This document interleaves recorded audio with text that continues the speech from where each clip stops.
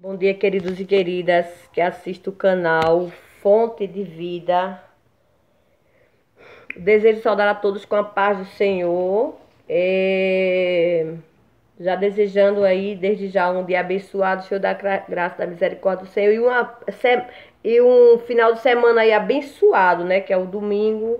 E esse restício, e o dia de sábado, né? Para que Deus permaneça abençoando.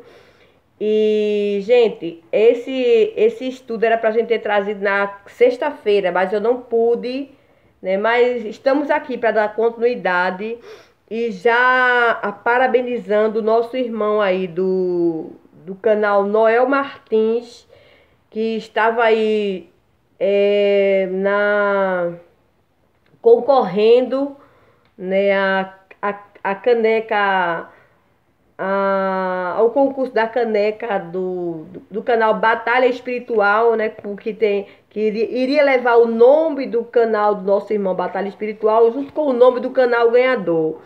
E o irmão que foi o ganhador foi o canal Noel Martins. E eu quero parabenizar e, e já agradecer pela oportunidade, né? Agradecer a Deus a oportunidade de ter participado dessas perguntas, né, que a gente aprende tanto. Eu aperrei tanto meu esposo esses dias, mas assim, muito alegre pela vitória do irmão, né? Deus abençoe e vamos dando continuidade, gente, ao assunto. Ao assunto, os primeiros passos do evangelismo no Brasil. A Igreja Cristã Reformada, com os holandeses, ela foi expulsa junto com os holandeses e sua história está guardada, né, no arquivo em Amsterdã, né, Haia, na Holanda. E no período do domínio holandês do século XVII, havia uma tolerância religiosa. Os judeus e os portugueses católicos romanos realizavam seus cultos sem impedimento e os missionários procuravam evangelizar os portugueses. Porém, os missionários, os holandeses, eles eram tidos como invasores. Então, mesmo que ele falasse aquela palavra temperada, aquela palavra da Bíblia com carinho, mesmo assim eles não eram, a palavra que saía da boca dos holandeses não era muito bem quista pelos portugueses, porque eles eram tidos como pessoas como invasores mesmo. Mas para os índios eles recebiam a palavra de Deus pelos holandeses de bom grado, porque eles tinham os holandeses como libertadores. Então ele via com bons olhos. Um dos missionários que desenvolveu, um dos ministérios mais desenvolvidos foi o Ministério da Educação. Primeiro professor evangélico entre os índios, né, para ensinar a educar os índios, educar os portugueses, foi o protestante espanhol Dionísio Biscareto, que trabalhou em Itapecerica, e a maior aldeia na região de Goiânia, Pernambuco. O professor para as aldeias paraibanas foi o inglês Thomas Kemp. Foi quando surgiram. Foi quando surgiram dois professores nativos que empolgaram a igreja no Brasil. Eram dois índios convertidos a Cristo, João Gonçalves e Melchior Francisco. Gonçalves é descrito nos registros holandeses como muito honesto e fiel no seu ministério. Depois de trabalhar 5 anos numa das aldeias da Paraíba, por sugestões do missionário Kemp, foi promovido a evangelista. E muitos índios entregaram-se a Cristo, porém, anos depois, os holandeses foram expulsos pelos portugueses e os índios martirizados, mas o exemplo ficou para todas as gerações. E quando eu estava lendo esse trecho, já depois que a gente já deu alguns estudos, eu cheguei à conclusão, né? Eu estava meditando sobre isso. Que mesmo que os irmãos eles amaram tanto tanto a Jesus, amaram tanto a palavra, se entregaram tanto ao Senhor, a ponto de serem martirizados, né? de morrerem. Até mesmo chegaram muitos a morrerem pela palavra de Deus, né? Por pregarem a palavra de Deus. E eram tidos como mesmo fazendo bem, essas pessoas eram tidas como perigo para a sociedade, como perigo, né? Isso para as pessoas que estavam ali sendo evangelizadas, eles querendo bem, mas eles eram tidos como maus. E eu meditava assim, que mesmo que eles conseguiram, mataram muitas cabeças, muitas cabeças foram mortas por amor da palavra de Deus, mas não, eles nunca vão conseguir, nunca, por mais que a perseguição seja cerrada, eles nunca vão conseguir matar a cabeça, matar o corpo.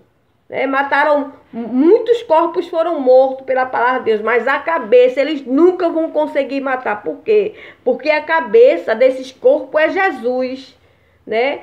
E esse negócio, esse poder que faz as pessoas avançarem até o fim, ele vem do céu. Então eles nunca, por mais que eles matem, cometam atrocidade, eles nunca vão destruir a raiz, que é a raiz do evangelho de Jesus, que não é da terra, ela é do céu. Por isso que todo esforço, toda atrocidade, tudo que os homens aqui na terra fazem para impedir que a obra de Deus ele permaneça, que as pessoas falem o evangelho de Jesus, eles nunca vão conseguir, porque tem sempre alguém que vai morrer, mas tem sempre alguém que foi evangelizado que vai levar a palavra. Então esse evangelho ninguém consegue deter, ninguém consegue matar. Ninguém consegue matar, porque o evangelho é do céu. Não há uma aqui na terra que consiga desfazer no evangelho de Jesus. Eles matam o corpo, mas a cabeça não matam, porque a cabeça está no céu, que é Jesus Cristo. Fidelidade até a morte. Fidelidade até a morte marca esse período da evangelização no Brasil. Esses dois períodos da presença evangélica no Brasil foram marcados pelo martírio, e os cristãos evangélicos foram mortos. Por isso o evangelho só foi começar a se expandir no Brasil no século XIX, com a abertura do país para os missionários estrangeiros. Foi nessa época que foram fundadas as primeiras denominações evangélicas do país. As igrejas anglicana, luterana, congregacionais, batista, presbiteriana, metodista e Assembleia de Deus, que foi fundada oficialmente em junho de 1911, em Belém do Pará, pelos missionários suecos Gunnar Wigren e Daniel Berg. Com os primeiros evangélicos no Brasil, entendemos alguns princípios importantes da vida cristã ensinadas na Bíblia. Um dos primeiros princípios é comungar do sofrimento de Cristo. Os primeiros cristãos evangélicos no Brasil sofreram por amor ao evangelho e, portanto, comungaram dos sofrimentos de Jesus, de Cristo. Como fala Filipenses 3,10. Mas o que é comungar? Comungar é ser participante dos mesmos sofrimentos, das mesmas aflições de Cristo.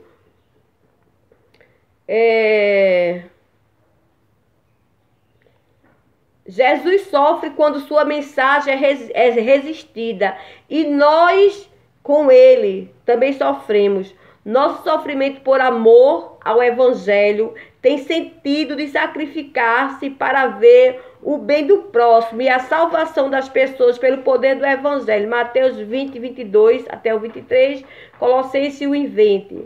Dar a vida pelo evangelho quando alguém é inspirado pelo Espírito Santo para pregar o evangelho. Ele dedica-se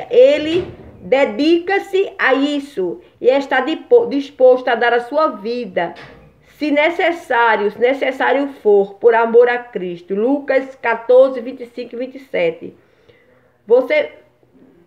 Será que você faria isso? Será que eu faria isso? Essa é a pergunta. E outro princípio, o segundo princípio foi esse: dar a vida pelo Evangelho. Será que eu e você estamos dispostos a entregar a nossa vida por amor do Evangelho, por amor a Jesus? E o terceiro ponto foi a perseverança. A perseverança é uma das chaves da vitória. Os primeiros cristãos evangélicos no Brasil morreram martirizados, mas a mensagem foi semeada. E anos depois, seu esforço não pareceu em vão. No século XIX, as portas para o Evangelho no Brasil foram se abrindo. E devemos ser, aprendemos o quê? Que devemos ser perseverantes e obedientes à chamada de Deus para as nossas vidas, como o apóstolo Paulo. Isso está em Atos 26, 19. Eu vou deixar aí nos comentários os trechos da lição. Vamos terminar esse estudo, né, com essa mensagem. Quando recebemos a Cristo, Ele valia mais do que tudo para nós. E a salvação da nossa alma valia mais do que ganhar o mundo inteiro. Ainda encaramos assim o assunto. Será que ainda encaramos assim o assunto?